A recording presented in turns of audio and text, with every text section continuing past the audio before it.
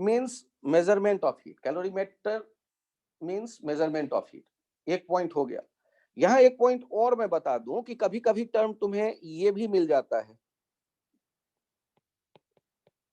Calorie meter. तो calorimetry means measurement of heat, और calorimeter, हाँ, it is device in which we can measure heat, measure heat. तो एक point और आ गया कि कैलोरीमीटर टर्म का क्या मतलब होगा कि it is device in which we can measure heat. और कैलोरीमेट्री क्या है? कैलोरीमेट्री कहते हैं कि मेजरमेंट ऑफ हीट को, measurement of heat is called calorimetry. Calorimetry is process to measure heat. आप ऐसे भी इसे सोच सकते हैं, calorimetry is process to measure heat and calorimeter is device in which we can measure heat. अब heat क्या है? Heat is energy in transition.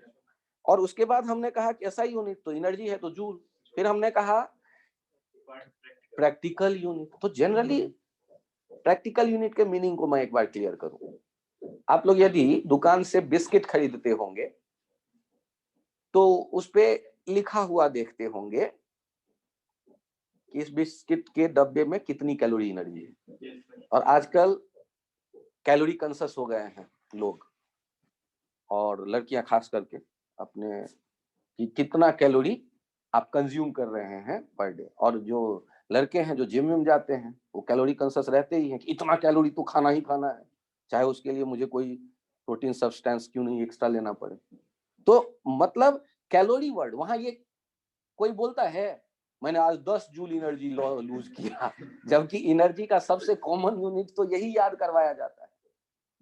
लेकिन वहां जो आप खाने पीने के चीजों में देख रहे हैं लिखा हुआ कैलोरी, ये कैलोरी वही है, मीन्स एनर्जी का एक प्रैक्टिकल यूनिट है जो डे टू डे लाइफ में भी हमारे आसपास बोला जाता है।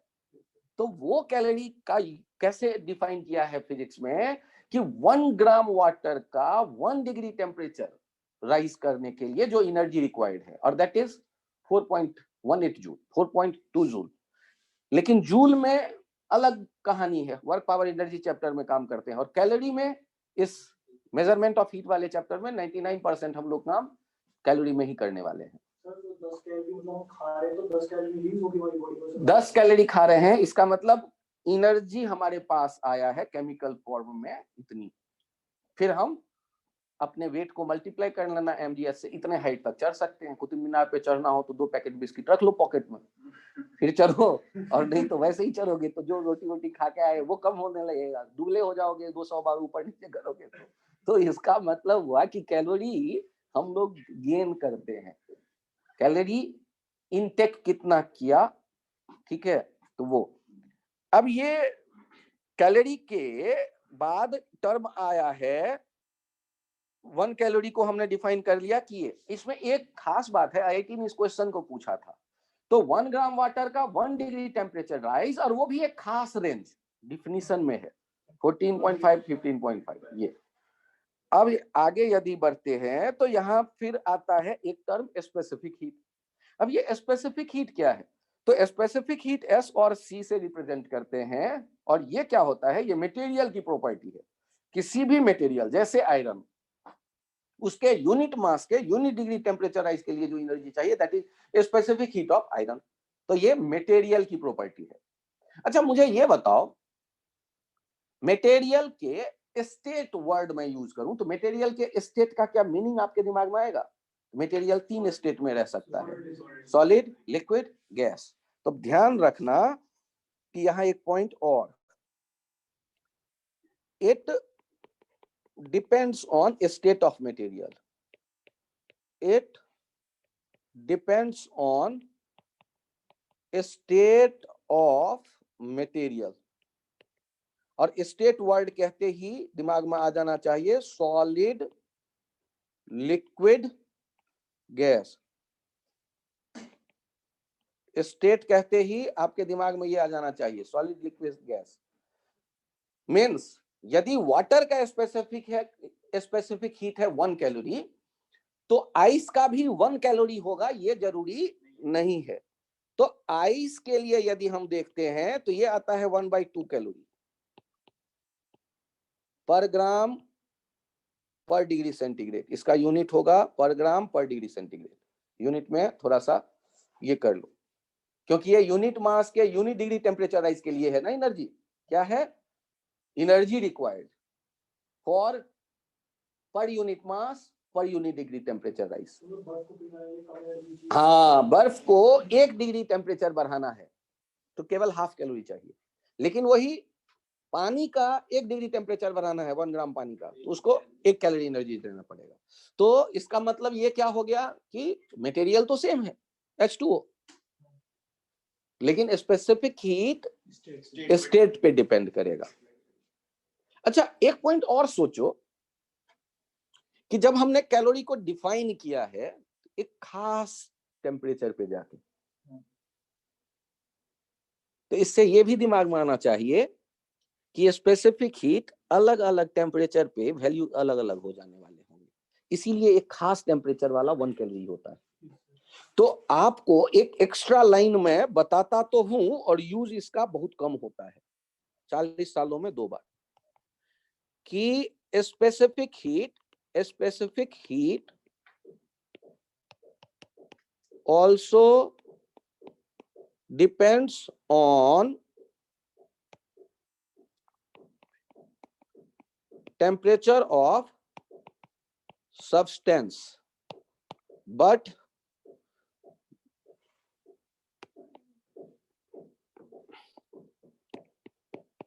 generally we neglect its temperature dependency.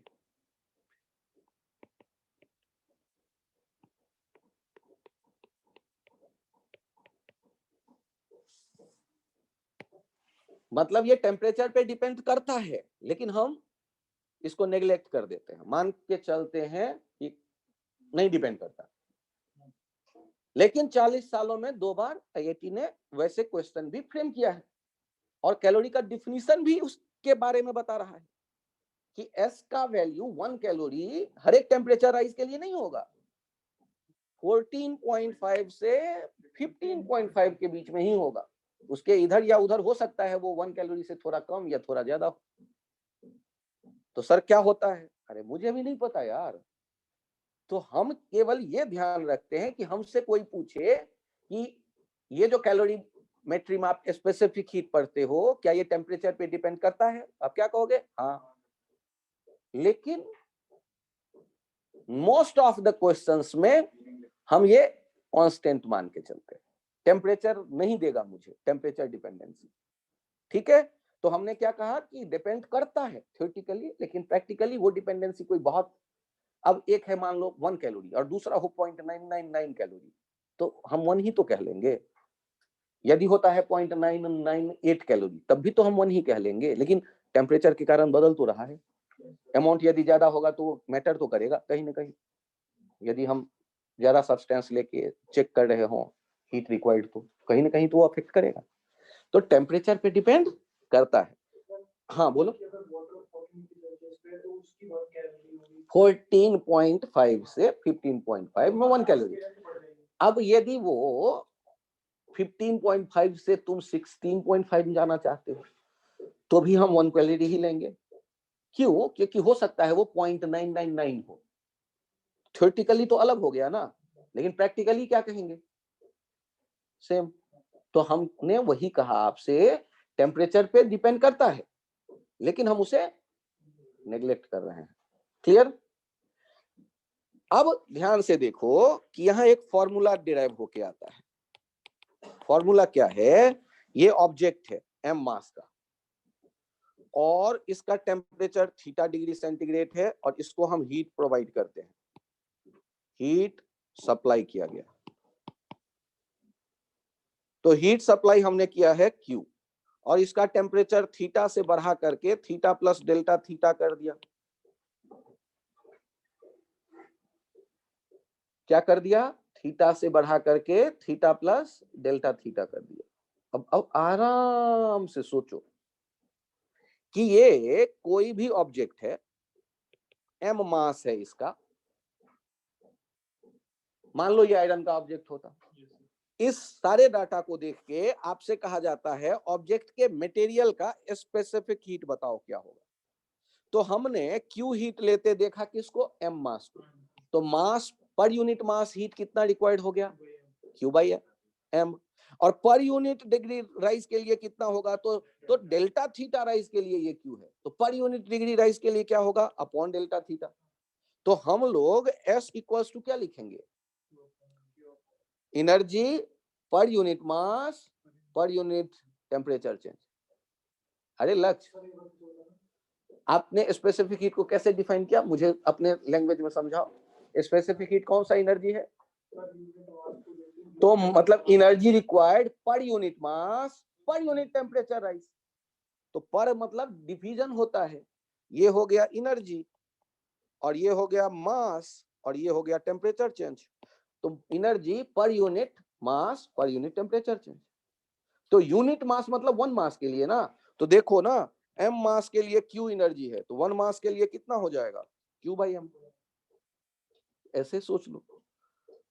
तो हम लोगों ने यहां और यहीं से इसका यूनिट सोच लो, इसका यूनिट क्या हो जाएगा, एसआई यूनिट हो जाएगा जूल केजी, जूल पर केजी पर केल्विन।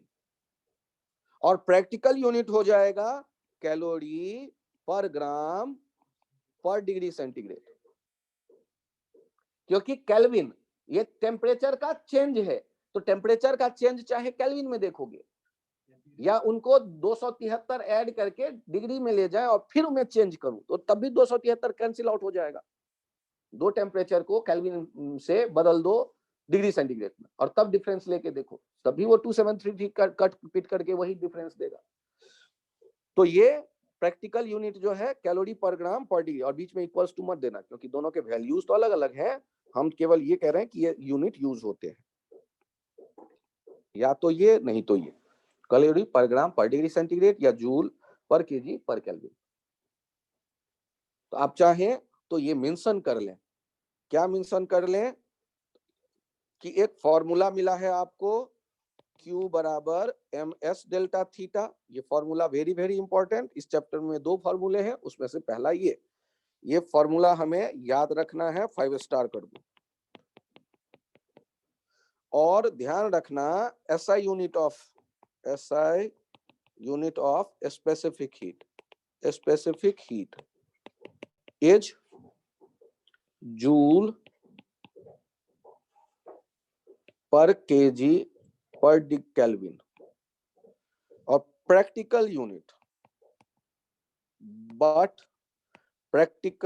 यूनिट इज कैलोरी पर ग्राम पर डिग्री सेंटीग्रेड। ये भी याद कर लो। क्या क्या चाहिए, SI यूनिट हो गया, SI unit of specific heat is joule पर केजी पर केल्विन, जूल पर केजी पर केल्विन। और प्रैक्टिकल यूनिट क्या हो जाएगा, कैलोरी पर ग्राम पर डिग्री सेंटीग्रेड। बालक लेंथ का यूनिट बताओ, लेंथ को किस में मेजर करते हैं, लीटर में या किलोग्राम में, लेंथ कैसे मेजर करते हो, हाँ सोचो सोचो आराम से। कहते हो आज मैंने 200 किलोग्राम चल करके आया घर से यहाँ तक, ऐसे बोलते हो, तब किस में बोलते हो, परफेक्ट। देखा, लेंथ का एक यूनिट होता है किलोमीटर, एनर्जी का यूनिट होता है, बिस्किट खाते हो कैलोरी, याद रहेगा। चलो बैठे बैठे एक चीज वो सीख गया।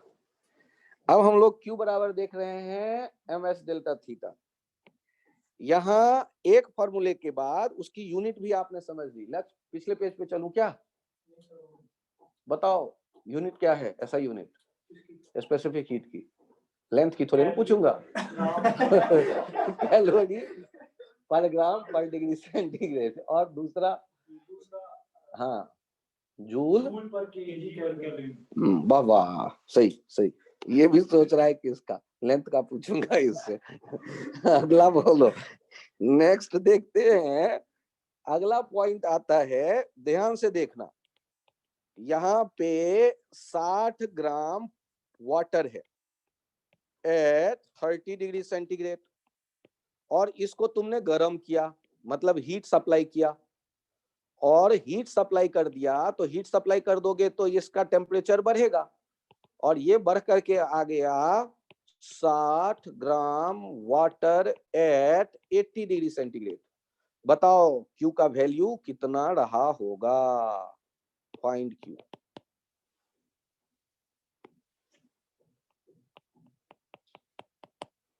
आपको इस क्यू का वैल्यू बताना है। तो क्यू के लिए हमारे पास फॉर्मूला आया ना, Q equals to ms delta theta. Perfect. m mass का वैल्यू है 60, s का वैल्यू हमने वाटर के लिए याद कर लिया है 1, और डेल्टा थीटा टेम्परेचर में कितना बदला हुआ है? 30 से हो गया है 80, 30 to 80 मतलब 50 का चेंज हुआ है। तो ये हो जाएगा 3000 यूनिट कैलोरी, 3000 कैलोरी। अब यहां चेक करिए, यदि ऐसा होता 40 gram ice eight -20 degree centigrade, ये है 40 ग्राम का एक टुकड़ा, और इसको हीट प्रोवाइड करते हो, और यदि इसको हीट प्रोवाइड कर दें तो हीट देने पर ये बदलेगा। किसमें बदलेगा? ये बदल गया तुम्हारा, ध्यान देना, 40 ग्राम आइस एट -20 है, -20 बहुत कम टेम्परेचर। इसको हम लाते हैं, हीट देंगे तो ये चला आया -10 डिग्री सेंटीग्रेड पे। कम हुआ ना, धीरे धीरे 0 होगा, फिर पिघलेगा और फिर प्लस में बढ़ेगा टेम्परेचर। तो -10, यहाँ कितना हीट देना पड़ेगा ये सोचो। तो यहाँ ओहो गड़बड़। तो ये एग्जाम्पल चेक करो और सॉल्यूशन में आ जाओ। सॉल्व करते वक्त आप क्या देखने वाले हो? Q equals to ms delta theta, Q लिखा है। तो यहाँ m हो गया 40, s का वैल्यू हमने आइस के लिए देखा 1/2, और टेम्परेचर चेंज हो गया है 10, तो ये हो जाएगा 200 कैलोरी। बहुत बढ़िया। अच्छा ये बताओ लक्ष्य, बहुत टफ फिजिक्स होता है या समझ में आता है? ये तो मुश्किल है या आसान है? अरे सारे चैप्टर आसान है, देखने का एक नजरिया होना चाहिए कहने के लिए। इस चैप्टर से टेस्ट में इन लोगों के मैं एक क्वेश्चन दूंगा, अब इससे अच्छा क्या हो सकता है सोचो। यहाँ अगला क्वेश्चन देखते हैं। तो क्या नाम था यार, एक और नाम है यहाँ छुपा हुआ, लेटेंट हीट, इसको L से शो करते हैं। छुपा हुआ। अब सोचो, latent heat is energy required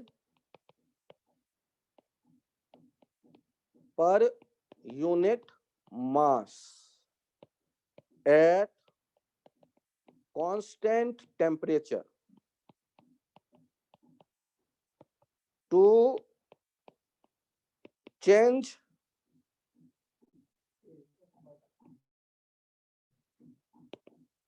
a state of substance or matter.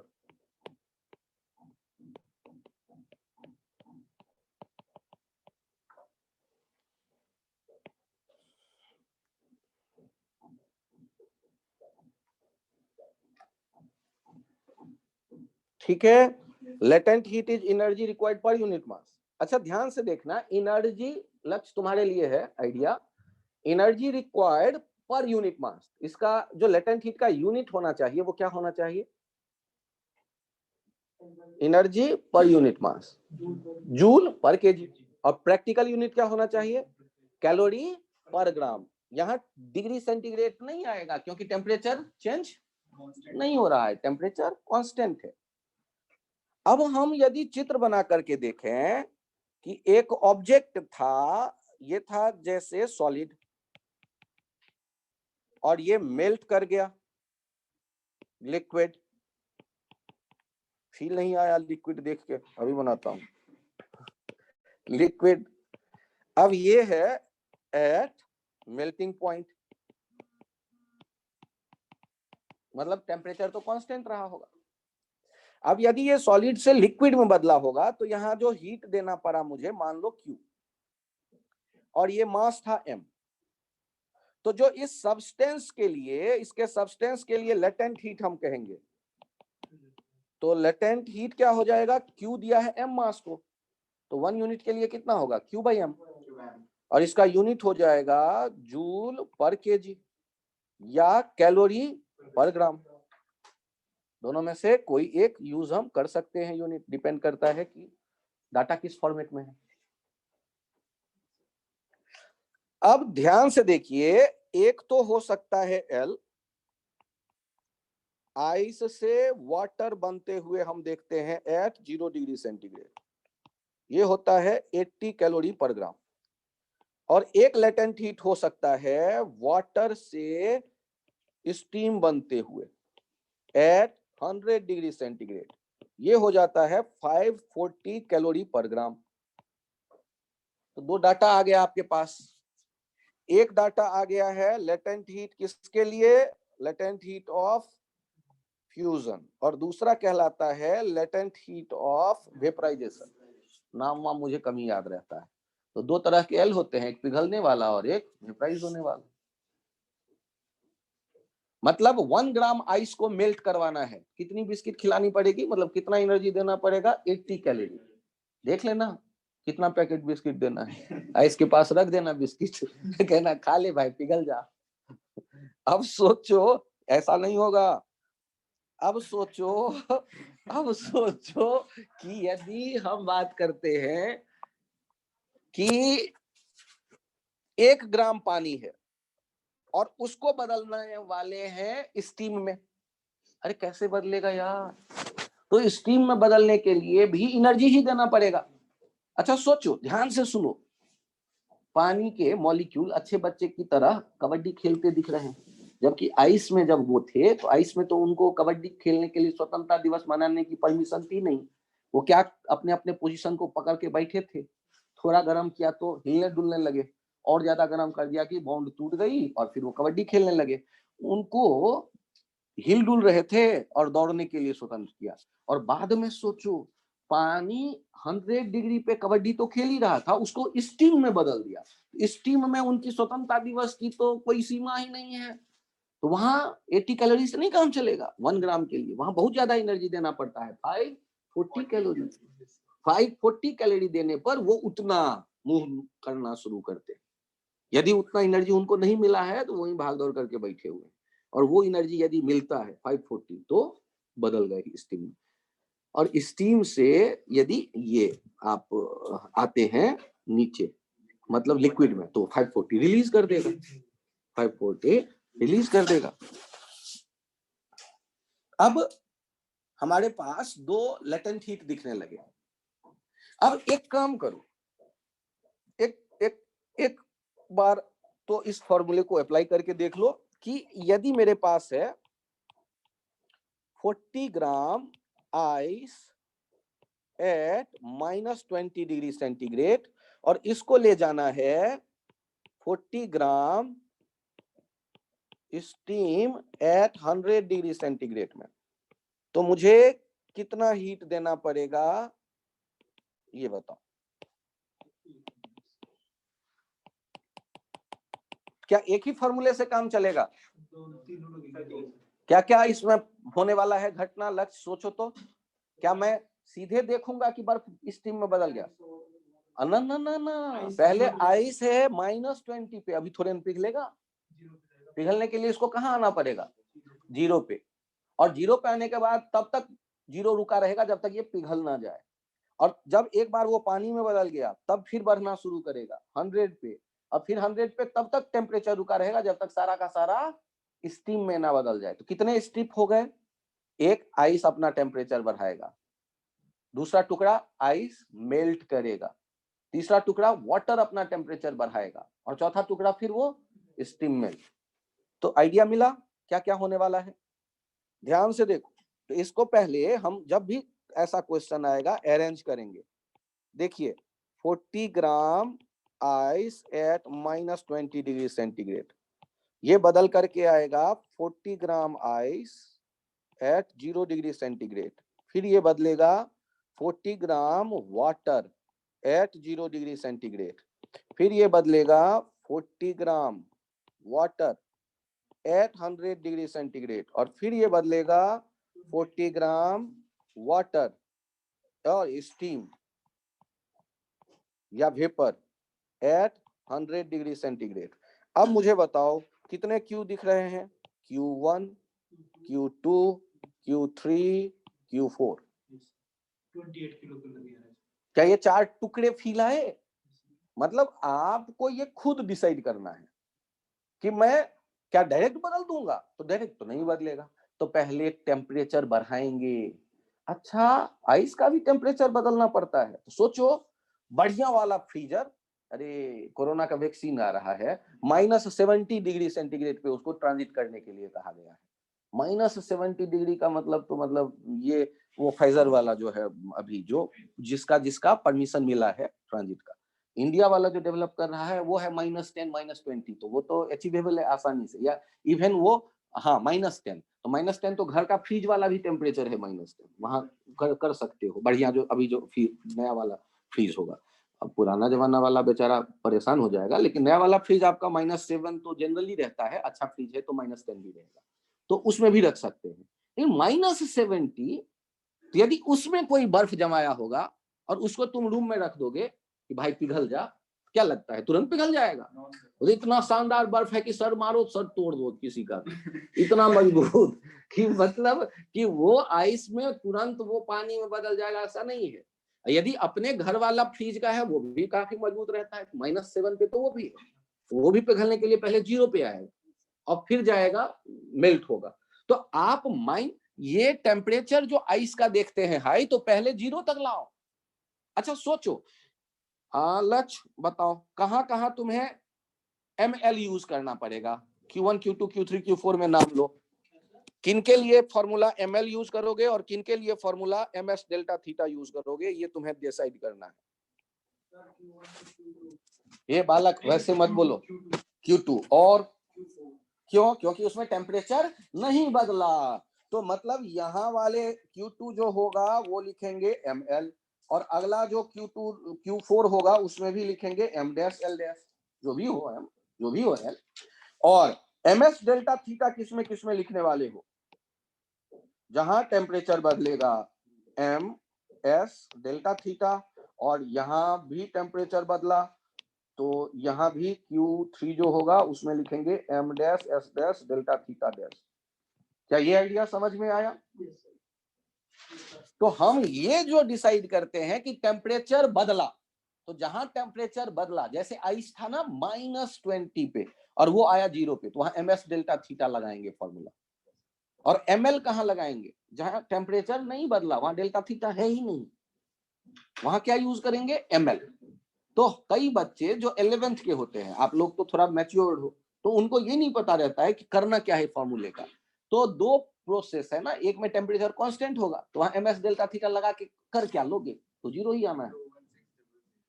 अब यहाँ पर Q1 चेक करते हैं, तो Q1 के लिए जो वैल्यू आया उसको देख लेते हैं, 40 इंटू 1/2 इंटू 20, 400 कैलोरी। अगला वाला देखते हैं Q2 ml, ये 40 वाला जो है 80, क्योंकि 1 ग्राम के लिए 80 चाहिए, 30 200 कैलोरी। उसके अगला वाला के लिए 40 इंटू 1, क्योंकि specific heat of water use होगा, इंटू 100, 0 से 100 तक 4000 कैलोरी। और फिर 4 ml, that is 40 into 540, 21600 calorie. सबको ऐड कर लेना, मेरे एडिशन के भरोसे मत रहना। तो ये जो भी आया ये आपने सम कर लेना है तो Q आ जाएगा, सम कर लेना है तो Q आ जाएगा, Q equals to Q1 plus Q2 plus Q3 plus Q4। और ये कितना आया तुम लोगों से पूछ के मैं लिखूंगा तो जगह ही नहीं है, बोलो कितना लिखूं? 229 किलो कैलोरी। अच्छा 0.2 किलो कैलोरी, किलो मतलब 10⁻3, ध्यान रखना।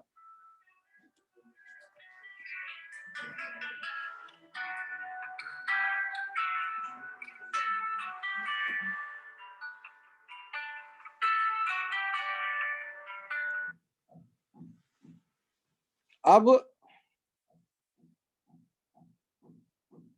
दो बार मिस कॉल।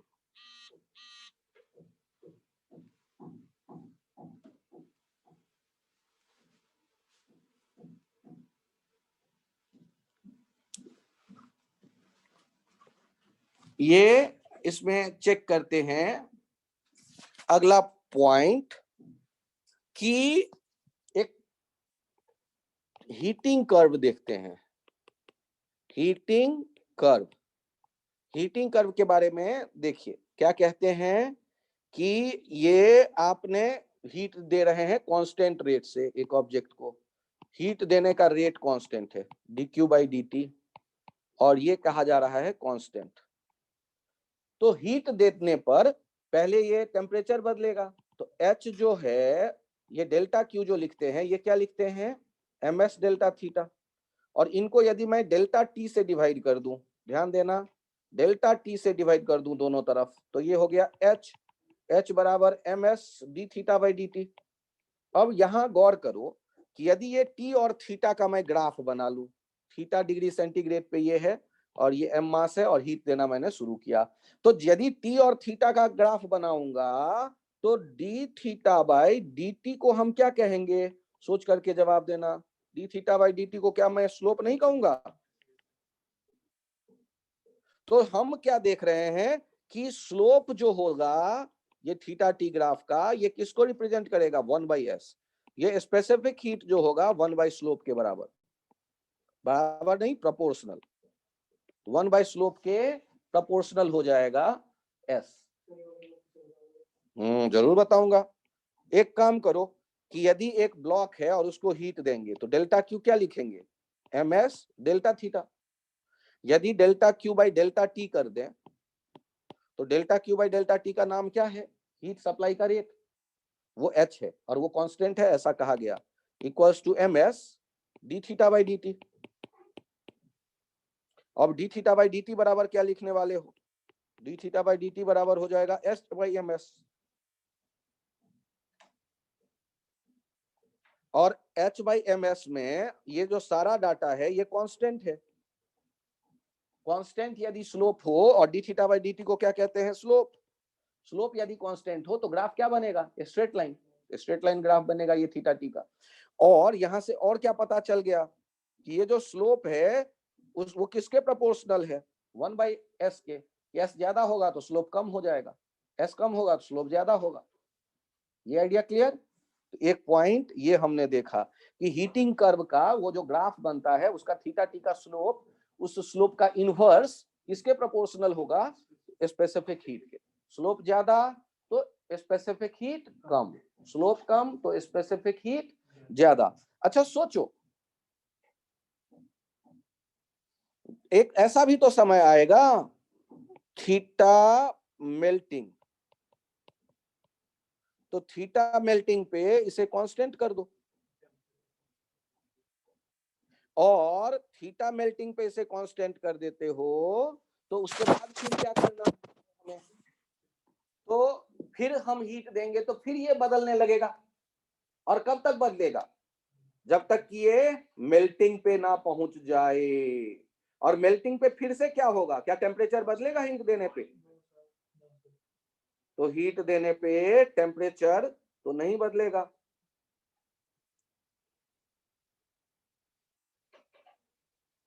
अब मुझे ये बताओ, यहां जब देखेंगे तो उसके अगले वाले पार्ट का क्या सीन बनने वाला है, आगे में जब जाते हैं तो ये फिर से कांस्टेंट हो जाएगा, और कांस्टेंट होने के बाद उसके बाद फिर ये टेम्परेचर बढ़ाएगा गैस बनने पर। तो ये जो कर्व बनता है ऐसा, इसे हम लोग हीटिंग कर्व कहते हैं। ये आया, ये आया, ये आया, ये आया, ये आया। अब ये यहां पर जो टेम्परेचर होगा वो थीटा क्या कहलाएगा, थीटा बॉइलिंग। थीटा दो तरह के दिख गए, थीटा बॉइलिंग भी।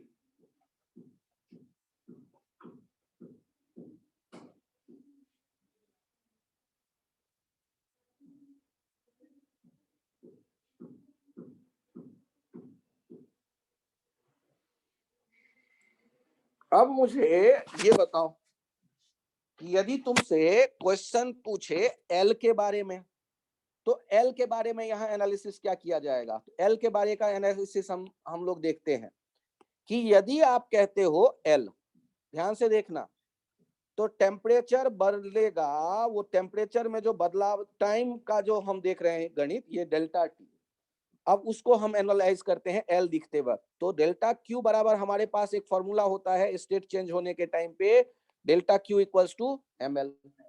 और डेल्टा क्यू के बदले हम क्या लिखते हैं, डेल्टा क्यू के बदले हम लिख सकते हैं H delta T, heat supply का रेट, इनटू डेल्टा टी, वो हो जाएगा क्यू, और ये हो जाएगा एम एल। तो एल किसके प्रोपोर्शनल दिखेगा, डेल्टा टी के। तो एल जो है वो किसके प्रोपोर्शनल हो जाएगा, हॉरिजॉन्टल लेंथ के, horizontal length of heating curve, length of heating curve. तो जहां लेंथ ज्यादा दिखेगा वो वाला लेटेंट हीट ज्यादा होगा। दो जगह दिख रहा है ना हॉरिजॉन्टल, तो जहां लेटेंट हीट, जहां जो टेम्परेचर नहीं बदल रहा वहां वाला लेंथ देखेंगे, और जहां टेम्परेचर बदल रहा वहां वाला स्लोप देखेंगे। स्लोप ज्यादा तो स्पेसिफिक हीट कम, लेकिन लेंथ ज्यादा तो लेटेंट हीट ज्यादा। तो हीटिंग कर्व से रिलेटेड दो आइडिया। अरे घबराना मत यार, लक्ष्य एक बार फिर से देखो, Q बराबर डेल्टा Q बराबर ml लिखना तो जानते हो ना, डेल्टा Q बराबर ml लिखना हीट सप्लाई, जब स्पेसिफिक हीट तो तब यूज करते थे ना जब टेम्परेचर बदलता था, लेकिन जहां टेम्परेचर नहीं बदल रहा वहां क्या यूज करोगे, ml। तो मेल्टिंग पॉइंट वाला देखो ना कर्व कैसा है, मेल्टिंग पॉइंट पे इंक्लाइंड या हॉरिजॉन्टल, हाँ तो चेक करो डेल्टा Q बराबर ml, और डेल्टा Q कैसे, हीट सप्लाई का रेट इनटू डेल्टा टी, और डेल्टा टी क्या देगा, लेंथ नहीं देगा, चेक तो करो, ग्राफ का लेंथ देखो तो देखा, ये लेंथ डेल्टा टी। तो डेल्टा टी किस, तो अब ये जो रिलेशन है, इस रिलेशन से क्या देख रहे हैं, L proportional to delta T, बाकी चीजें कांस्टेंट है। लेंथ ज्यादा होगा तो एल ज्यादा होगा, लेंथ कम होगा तो एल कम होगा। कोई कंफ्यूजन है तो बताओ।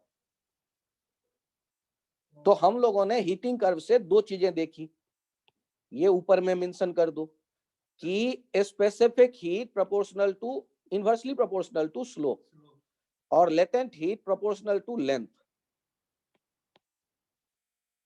स्पेसिफिक हीट के इनवर्सली प्रोपोर्शनल है स्लोप, स्पेसिफिक हीट स्लोप के इनवर्सली प्रोपोर्शनल है। टाइम इंटरवल लिख ही नहीं रहे ना, लेंथ लिख रहा हूं।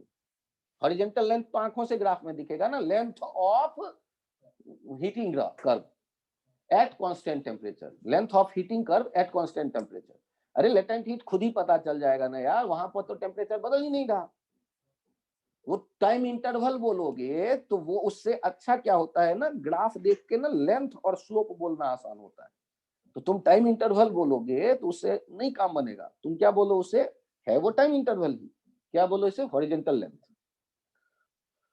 लेटेंट हीट किसके प्रोपोर्शनल, अब इसमें तुमसे क्या पूछा जाएगा वो बात करता हूं, पूछा क्या जाएगा उस पे देख आ जाओ। ये चित्र बना देगा और पूछ लेगा कि ए वेट कर लो बालक, वेट कर लो 2 मिनट फिर बताता हूं।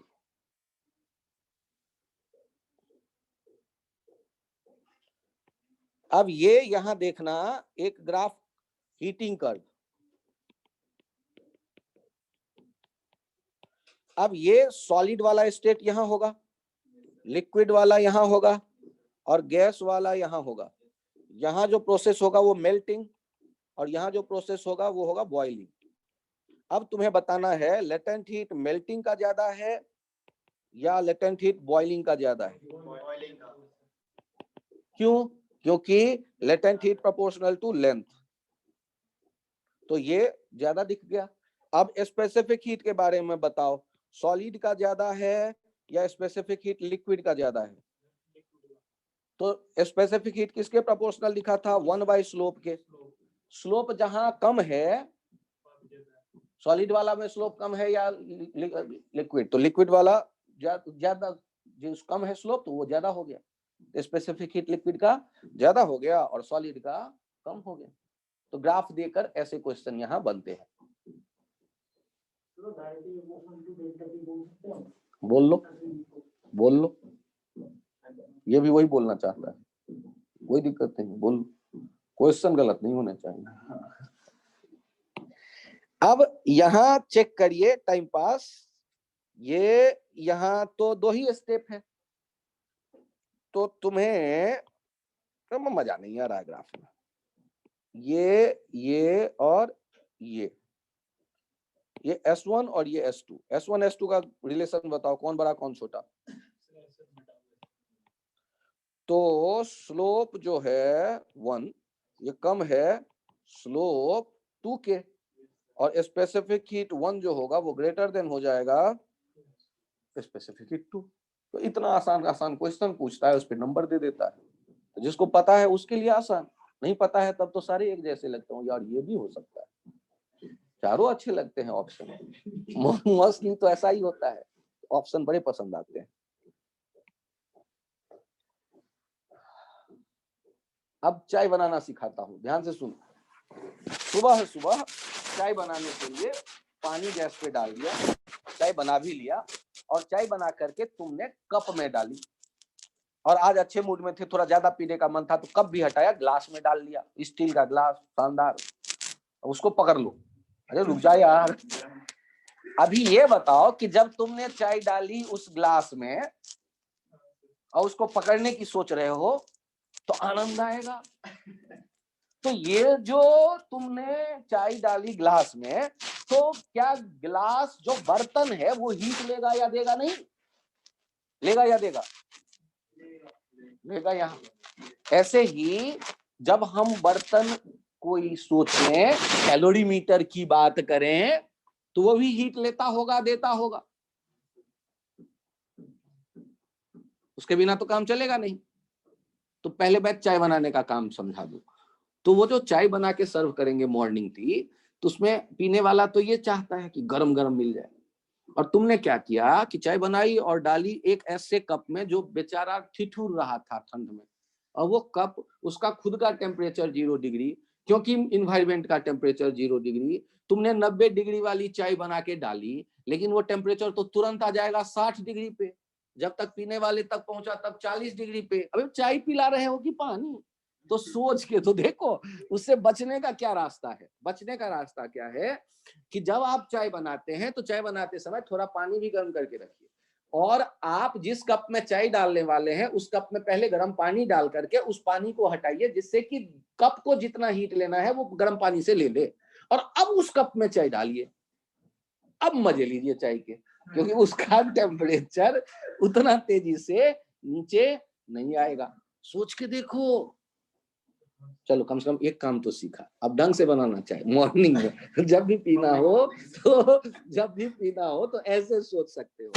अब ध्यान से सुनो, एक एक रेस्टोरेंट में, लेकिन ये चला जाएगा आगे के टॉपिक में, बाद में आएगा ये क्वेश्चन। अभी फिलहाल हम लोग वापस आते हैं, एक नया टर्म सीखते हैं,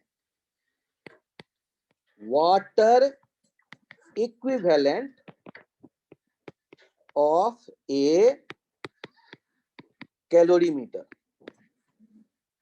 water equivalent of A calorimeter is, इसके लिए W टर्म यूज करते हैं, water equivalent of A calorimeter, W is amount of water which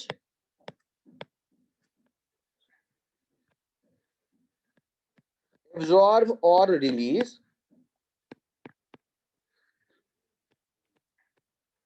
same amount of heat as is done by the calorimeter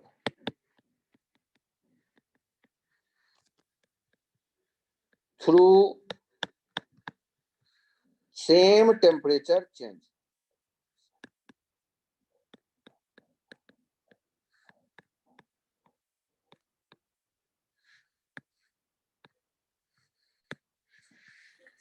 water equivalent of A calorimeter, इसको W से show करते हैं, is amount of water. W जो है water का amount है, कितना है या क्या है ये वाटर का अमाउंट, तो ये उतना ही हीट लेता या देता है जितना कैलोरीमीटर हीट लेगा या देगा सेम टेम्परेचर चेंज के लिए। मतलब आपको यदि कैलोरीमीटर का 5 डिग्री टेम्परेचर बदलता दिख रहा है, तो कैलोरीमीटर के 5 डिग्री टेम्परेचर बदलने में जितना हीट कैलोरीमीटर ने लिया होगा, उतना ही ये इतना अमाउंट वाटर जो W है, वो 5 डिग्री टेम्परेचर बदलने के लिए उतना ही हीट लेगा। तो ये जो W अमाउंट होगा वो उस कैलोरीमीटर के लिए कहलाएगा water equivalent, amount of water equivalent to calorimeter. और ये जो इंफॉर्मेशन होता है W, ये कैलोरीमीटर जो बर्तन होगा आपके प्रैक्टिकल लैब में रखा हुआ, उस पर चिपका दिया जाएगा एक बार कैलकुलेट करके। तो क्या फायदा होगा कि कोई भी बैच का बच्चा एक्सपेरिमेंट करने आएगा तो उसको पता रहेगा कि कैलोरीमीटर का टेम्परेचर बदला यदि 5 डिग्री, तो हमें W वाटर के 5 डिग्री बदलने का फॉर्मूला अप्लाई करना है, क्योंकि कैलोरीमीटर भी उतना ही हीट लेगा देगा जितना ये W वाटर हीट लेगा या देगा। बात समझ में आई? तो ये एक बार कैलकुलेट कर लेंगे और कैलोरीमीटर पे चिपका देंगे, लिखा रहेगा उसके साथ। जो भी बच्चा एक्सपेरिमेंट करने के लिए आएगा, कैलोरीमीटर का यदि टेम्परेचर बदल रहा है तो कैलोरीमीटर ने कितना हीट लिया उतना ही लिया होगा जितना इस W वाटर लेने का या देने का उसको मौका मिल रहा है। ठीक है, तो अब क्वेश्चन कैसे बनेगा और वाटर इक्विवेलेंट का यूनिट क्या होगा, सोच के देखो। तो water equivalent amount of water है तो किलोग्राम ही तो होगा। ऐसा थोड़े ना कहते हैं कि आज मैंने 2 किलोमीटर पानी पी लिया। अरे 2 किलोग्राम पानी या लीटर पानी बोलोगे तो अमाउंट का इसका यूनिट क्या होगा, किलोग्राम। तो W का यूनिट होगा, SI यूनिट होगा किलोग्राम। तो यहां ध्यान रखना, SI unit of water equivalent is kg। Kilogram जो है ये वाटर इक्विवेलेंट का SI यूनिट है।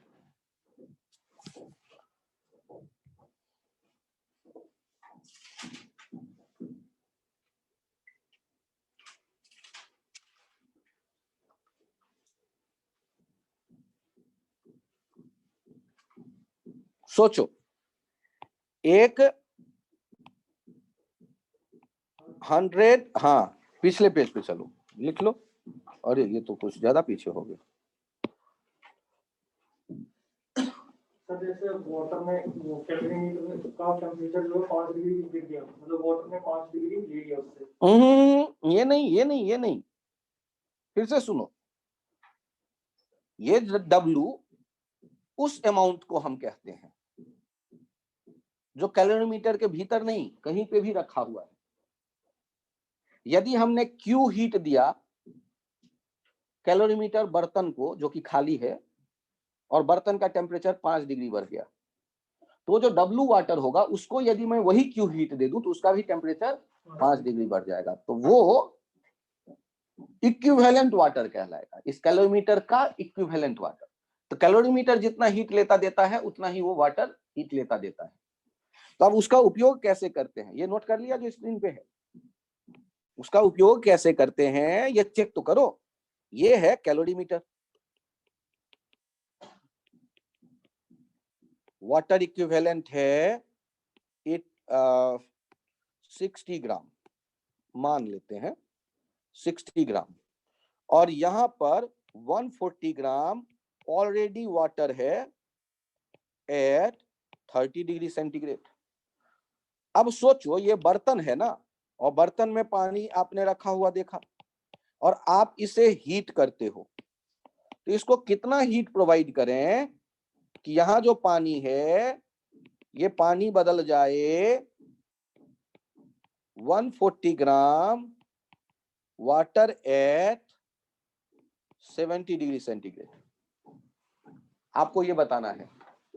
तो अब मुझे ये बताओ कि यहां पर जो तुम हीट देने वाले हो वो कौन लेने वाला है। तो एक तो वाटर लेने वाला है ms डेल्टा थीटा, और दूसरा m dash s dash delta theta ये कंटेनर लेने वाला है। तो कंटेनर के बदले हम ये मान लेंगे कि 60 ग्राम वाटर वहां एक्स्ट्रा मौजूद है, W, और W का स्पेसिफिक हीट वही जो S बगल में तुमने लिखा है, और टेम्परेचर राइज वही यूज करेंगे। हम केवल क्या करने वाले हैं, ये मान लेंगे कि कैलोरीमीटर के बदले जो फॉर्मूला हम लिखेंगे वो W ग्राम वाटर का सोच के लिखेंगे, कि कैलोरीमीटर का बदला ना, बर्तन का भी तो टेम्परेचर बदला होगा, गर्म करोगे तो केवल उसके भीतर का पानी थोड़े ना बदलेगा, बर्तन भी बदला, तो बर्तन ने कितना हीट लिया, तो वो जो वाटर इक्विवेलेंट है उसका यूज कर लेंगे, जितना वो वाटर लेने वाला था। तो हमारे पास पूरा जो हीट रिक्वायर्ड होगा वो ऐसे देखेंगे, 140 तो है ही, एक्स्ट्रा वाटर मान लेंगे 60 वहां मौजूद है, और वो कितना हीट लेने वाला है, 1 इंटू 70 माइनस 30, 40, और वो कितना हो जाएगा, 200 गुने 40, 8000। क्या ये आइडिया समझ में आया कि हमने W एक्स्ट्रा वहां मौजूद है, पानी ये मान लिया। क्यों एक्स्ट्रा पानी मान लिया, क्योंकि बर्तन तो लेगा ना हीट, तो बर्तन के बदले अब हम मान लेंगे कि वहां पानी है। तो जनरली एक्सपेरिमेंट में वाटर यूज हम करते हैं, तो वाटर यूज करते हैं, तो इसीलिए बर्तन का जो लिख करके रखते हैं वो वही वाटर इक्विवेलेंट लिख करके रखते हैं। बात समझ में आई? यदि एक्सपेरिमेंट में ज्यादातर वाटर ही यूज होगा तो बर्तन के भी इक्विवेलेंट वाटर हम कैलकुलेट करके रखेंगे, वो ऐड कर लेंगे कि उसको यदि बर्तन को हीट चाहिए तो एक्स्ट्रा पानी इतना है, वो हीट ले रहा है। अच्छा सोचो, यदि ऐसा होता कि एक बर्तन में आप देख रहे हैं 20 gram ice eight -20 degree centigrade, और ये कैलोरीमीटर जो है, कैलोरीमीटर वाटर इक्विवेलेंट है इसका 60 ग्राम, या इसका, हाँ वाटर इक्विवेलेंट है 60 ग्राम, ये पिछला वाला ही डब्बा है। अब मुझे बताओ कि इसको कितना हीट दिया जाए, ये सारा का सारा 20 gram water at +20 degree centigrade मुझे दिखने लगे। तो ध्यान से देखिए, इसके क्वेश्चन को सॉल्व करने के लिए, ये तो पहले एग्जाम्पल देखा आपने, और एग्जाम्पल को सॉल्व करने के लिए हम लोग क्या करने वाले हैं, ये लिखना शुरू करते हैं। ध्यान से देखना, 20 gram ice and calorimeter at -20 degree centigrade, फिर ये आएगा 20 gram ice and calorimeter at 0 degree centigrade, फिर आगे आएगा 20 gram water and calorimeter at 0 degree centigrade, फिर आएगा 20 gram water and calorimeter at 20 degree centigrade. लक्ष्य बालक नोट कर लो, फिर सोचो। हमने क्या किया है, 20 ग्राम आइस है और कैलोरीमीटर में है रखा हुआ -20 डिग्री सेंटीग्रेड। 20 ग्राम आइस और कैलोरीमीटर को फिर हम देखते हैं,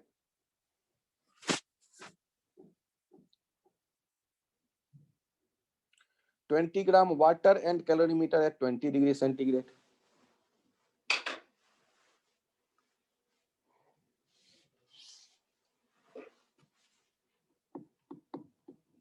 पहले स्टेप वाइज सोचो, टेम्परेचर बढ़ा होगा तो बर्तन का टेम्परेचर कब कब बदला उसे ध्यान देना, और बर्तन का टेम्परेचर कब कांस्टेंट है उसे ध्यान देना। तो बर्तन का टेम्परेचर जब कांस्टेंट है उस समय हीट वो नहीं लेगा, ये ध्यान रखिएगा।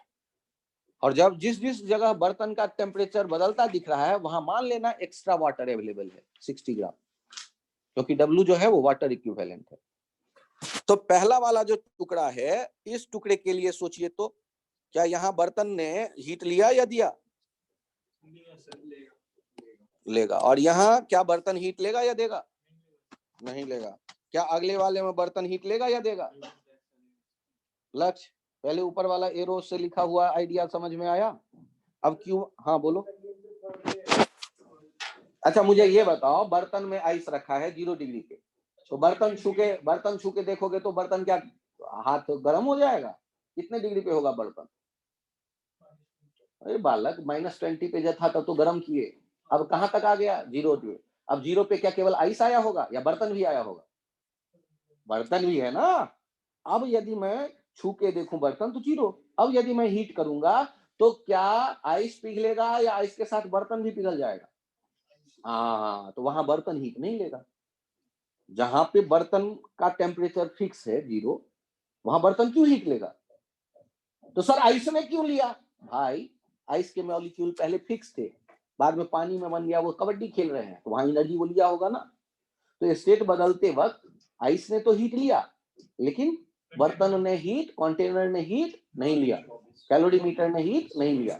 अब Q1 के लिए देखो, तो Q बराबर क्या क्या लिखने वाले हैं? Q1 plus Q2 plus Q3। अब Q1 में पहले आइस का देखते हैं, 20 इंटू 1/2 इंटू 20 प्लस कंटेनर का लिख के देखते हैं, तो 6 कंटेनर में है वाटर इक्विवेलेंट 60 इंटू 1, उसमें 1/2 मत करिएगा क्योंकि वाटर इक्विवेलेंट है बालक, वाटर इक्विवेलेंट है। ये नहीं कि मुझे आइस दिख रहा है रखा हुआ बर्तन में कुछ भी रखा हो, बर्तन तो बर्तन है, उसका वाटर इक्विवेलेंट, उसका टेम्परेचर बदला कितना? 20 डिग्री, तो इंटू 20।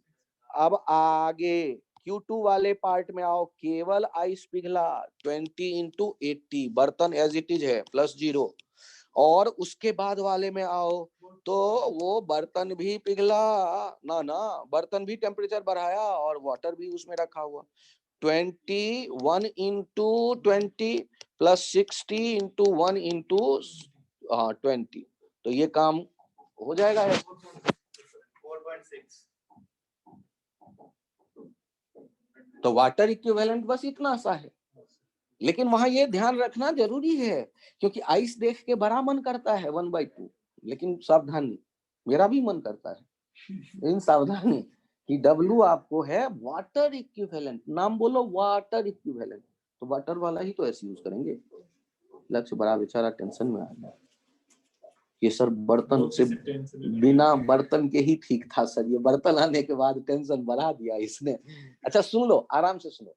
तुम पहले ये बताओ, एक ग्लास में मेरे लिए, छोड़ो बर्तन यार, एक ग्लास में मेरे लिए लाके रखता है गर्म पानी, करते हैं आरके को बुलाते हैं, रख देता है, और मैं पढ़ाने में लगा हुआ हूं तो मैंने 5 मिनट छोड़ दिया, तो क्या पानी वही रहेगा टेम्परेचर? तो क्या केवल पानी ठंडा होगा, ग्लास उतना ही गर्म रहेगा? भाई तो दोनों के ना टेम्परेचर कम हुए, तो जहां दोनों के टेम्परेचर कम होंगे वहां दोनों के लिए ms डेल्टा थीटा सोचोगे, लेकिन क्लास का तुम्हें ना तो m पता ना s पता, तो तुम सोचोगे कैसे? तो इसके लिए वो W दिया हुआ है, तुम मान लोगे W पानी जितना लेता देता उतना ही ये ग्लास लेगा देगा, काम खत्म, इसलिए नाम है वाटर इक्विवेलेंट। अरे बात समझ में आई कि नहीं आई? अब कौन सा एरो समझाओ? हाँ बस वही ग्लास का यार, बर्तन कैलोरीमीटर ग्लास है अपना, ठीक है, और ऐसा कुछ नहीं है कि इसमें बहुत ज्यादा ये हो। अब एक पॉइंट और समझाता हूँ। क्या हुआ ना कि गर्मी का मौसम था, तुम अपने एक दोस्त के पास गए, ठीक है, उसके रूम में रखा हुआ था बोतल कोक का, लेकिन वो धूप में रखी हुई थी, फ्रिज में रखना भूल गया था। अरे तुम्हारा ही दोस्त है, और वो बड़े प्यार से तुम्हें उसने एक गिलास कोक दिया पीने के लिए, 100 ml, 100 ग्राम, और उसने कहा कि भाई देख लक्ष्य, इसमें 1 ग्राम का एक बर्फ भी डाल देता हूं, अभी तुरंत चिल्ड हो जाएगा। तो क्या उम्मीद करते हो, चिल्ड हो जाएगा? तुम्हारा टेम्परेचर कोक का है 40 डिग्री सेंटीग्रेड, वो धूप गर्मी के विचित्र मौसम में रखा हुआ है, रूम का टेम्परेचर है 48, तुम गए ही क्यों ये सोच रहे हो। अब 40 डिग्री का तुम्हारे सामने वो कोक है, उसमें तुम्हारा दोस्त एक छोटा सा इसका 1 ग्राम वाला टुकड़ा डाल देता है, तो क्या लगता है, चिल्ड हो जाएगा?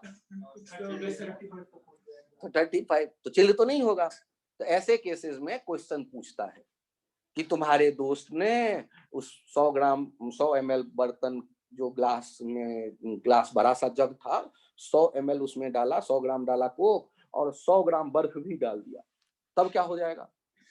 वाह शानदार सर, 0 डिग्री पे पहुंच ही जाएगा। तो ऐसे केसेस में तुम्हें क्वेश्चन देख के पता चल जाएगा मजेदार चिल्ड होने वाला है। 0 डिग्री ऑप्शन चुन लेना मिक्सर का, समझ में आया? और यदि पता चलता है कि दोस्त कमीना 1 ग्राम बर्फ डाल रहा है, तो समझ जाना ये 30-40 पे है, तो 30-35 के आसपास वाला ऑप्शन ठीक रहेगा। बिना कैलकुलेशन के तुम्हारा नंबर आ जाएगा। और जनरली 2 ऑप्शन देखना, 100 और 0, इन दोनों में से केवल एक है, तो उसी के आंसर होने की संभावना सबसे ज्यादा है। तुक्का लगाना सिखा रहा हूँ। ध्यान से सुनो। स्टीम, कभी कभी स्टीम डाल देते हैं वाटर में, या तो वाटर में यदि स्टीम डालोगे तो उसका टेम्परेचर बढ़ेगा, ठीक है। अब यदि तुमने 100 ग्राम वाटर है और उसमें 100 ग्राम स्टीम डाल दिया, तो क्या उम्मीद करते हो? ओह 100, क्योंकि 1 ग्राम स्टीम देता है 540, और 1 ग्राम वाटर यदि 30 पे भी था, यदि उसको 100 तक जाना है तो केवल 70 कैलोरी चाहिए, और वो तो 1 ग्राम ही दे देता है 540। तो थोड़ा सा भी स्टीम डालेंगे तो ज्यादा संभावना किधर जाने की है? 100 की तरफ। तो 4 ऑप्शन में कौन सा 100 वाला यदि है तो वही चुनेंगे हम। वैसे ही 50 डिग्री के आसपास है और आइस खूब सारा डाल देंगे तो कहां पहुंच जाएगा? 0 के करीब। ऐसा मत सोचना कि एक ग्लास कोक है 50 पे, एक आइस का छोटा टुकड़ा डाला और तुम इमेजिन कर रहे हो कि ये चिल्ड हो गया। ऐसा नहीं होने वाला है। तो ऐसे क्वेश्चन आईआईटी ने कई बार पूछे, कम से कम 4 बार 5 बार। तो जिसमें 0 ऑप्शन रहता है उसका 0 आंसर आता है, जिसमें 100 ऑप्शन रहता है उसका 100 आंसर आता है। कितना आसान है। और यदि कैलकुलेट करना पड़े तो आप कैलकुलेट करके उसे देख सकते हो। कैलकुलेट करके ये देख सकते हो कि हीट जो हमने आइस को पिघलाने के लिए चाहिए, उतना यदि पानी देने के तैयार है तो आइस को पिघला मान लेंगे, और यदि उतना पानी आइस को देने को तैयार नहीं है तो आइस का कुछ पार्ट पिघलेगा, तुम्हारा पानी चिल्ड हो जाएगा, बाकी आइस वैसे ही बैठा रहेगा उसमें तैरता हुआ। तो पूछ देता है कि बताओ लास्ट में अमाउंट ऑफ आइस कितना है और अमाउंट ऑफ वाटर कितना है। तो जितना आइस पिघला वो वाटर में बना, वाटर में ऐड कर दो, और जितना आइस पिघला वो कम कर लो आइस में से, तो आइस का अमाउंट मिल जाता है और वाटर का अमाउंट मिल जाता है। ये आइस वाटर वाला गेम बनेगा। ऐसे क्वेश्चंस आएंगे प्रैक्टिस करने के लिए। एचसी वर्मा सेकंड बुक लेकर के उसमें आप ट्राई कर सकते हो एचसी वर्मा के क्वेश्चंस। इनमें मेरा काम केवल ये था कि आपको एस से परिचय करवा दूं, एल से परिचय करवा दूं, हीटिंग कर्व देख लें आप, और वाटर इक्विवेलेंट समझ में आ जाए, और इतना होते ही चैप्टर समाप्त हो जाता है, कैलोरीमीटर खत्म। इसका एक क्वेश्चन आपको आपके टेस्ट में मिल जाएगा, ठीक। तुक्का भेजना तो तुम सीख गए लक्ष्य। 0 ऑप्शन आएगा, हाँ, और पता चला चारों ऑप्शन में मैं 0 और 100 दूंगा ही नहीं। तब कैलकुलेट करोगे, तो कैलकुलेट करते वक्त सावधानी बरतना थोड़ा सा, नहीं तो 0 100 वाला ही डाल दूंगा, नंबर तो आएगा ही आएगा, ठीक। अब बारी आता है सिलेबस के सोचने की। तो सिलेबस में अब आपके हो गए हैं लगभग सारे, इलास्टिसिटी बचा हुआ है, बस एक क्लास भी तो अपनी बची हुई है। इतना ही आसान क्वेश्चन आएगा इलास्टिसिटी से, इतना ही आसान, देख के तुम खुद कह दोगे कि अरे यार यही पूछते सर, आप इसी के 4 क्वेश्चन दे देते अगले टर्न पे, ठीक है। अभी आप लोग बड़े मजे से कैलोरीमेट्री ट्राई कर लीजिएगा। छोटा सा टॉपिक है लेकिन इंपॉर्टेंट टॉपिक है। आईआईटी ने इसको टच किया है 20 सालों में, मैं कहता हूँ 14 बार या 15 बार टच किया है, मतलब टच किया है तो किसी न किसी चैप्टर के साथ इसे मिक्स कर देगा।